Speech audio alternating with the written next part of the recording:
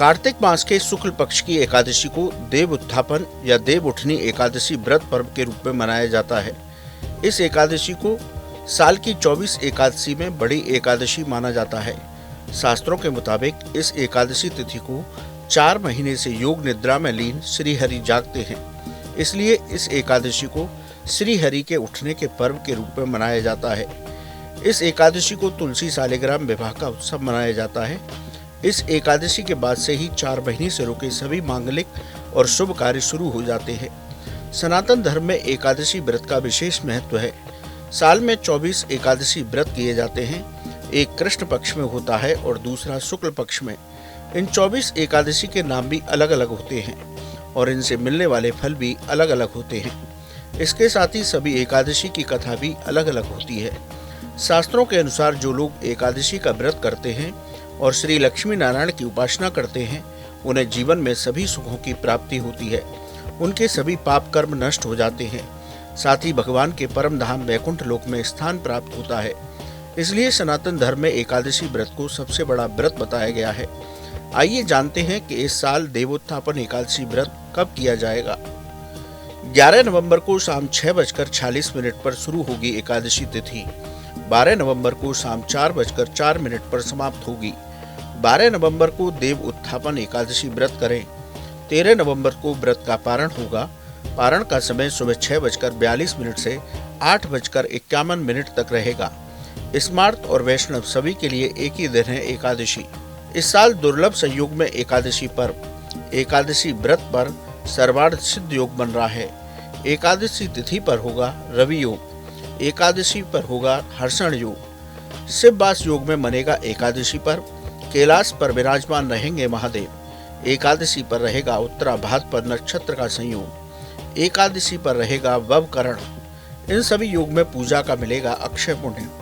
ब्रह्म मुहूर्त पूजा सुबह 4:55 से 5:48 तक। अभिजीत मुहूर्त में पूजा सुबह 11:43 से दोपहर 12:26 तक। गोधूली मुहूर्त शाम 5:28 से 5:54 तक।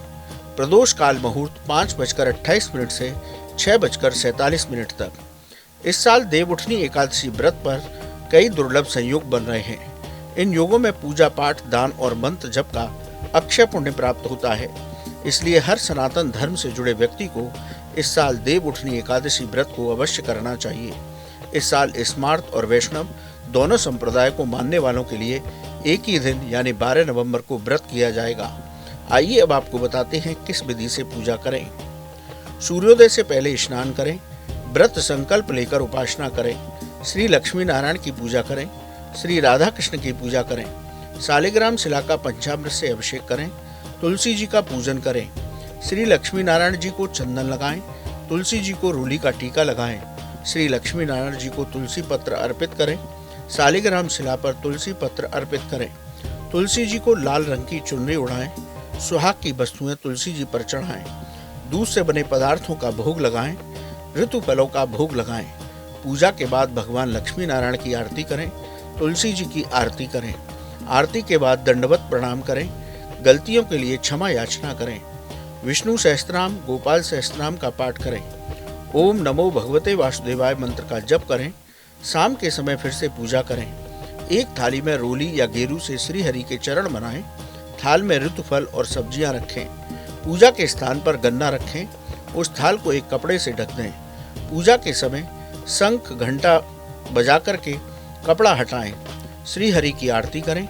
तुलसी जी के पास घी का दीपक जलाएं। श्री हरि की आरती करें। तुलसी जी के पास घी का दीपक जलाएं। तुलसी जी की आरती करें। तुलसी जी की परिक्रमा करें। तुलसी जी के पास बैठकर मंत्र जप करें। हरिनाम संकीर्तन करते हुए रात्रि जागरण करें। सामर्थ्य के अनुसार ब्राह्मणों को दान दें। गौशाला में दान दें। एकादशी के दिन क्रोध करने से बचें। एकादशी व्रत में चावल का सेवन न करें। एकादशी व्रत में तामसिक भोजन न करें। एकादशी व्रत में मांस मदिरा का सेवन न करें और एकादशी व्रत में बाल और नाखून न काटें। इस विधि से हमें देव उठानी एकादशी पर पूजा करनी चाहिए, जिससे श्री हरि की कृपा प्राप्त हो, तुलसी जी की कृपा मिले, जीवन में सुख शांति समृद्धि का वास हो, जीवन में धन धान्य की कमी न रहे।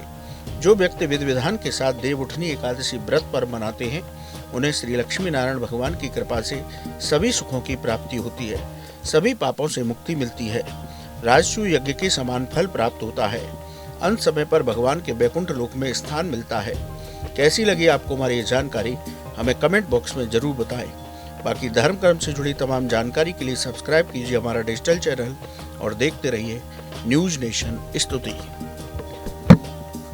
न्यूज नेशन अब व्हाट्सएप पर खबरों के ताजा अपडेट के लिए न्यूज नेशन के इस QR कोड को स्कैन करें।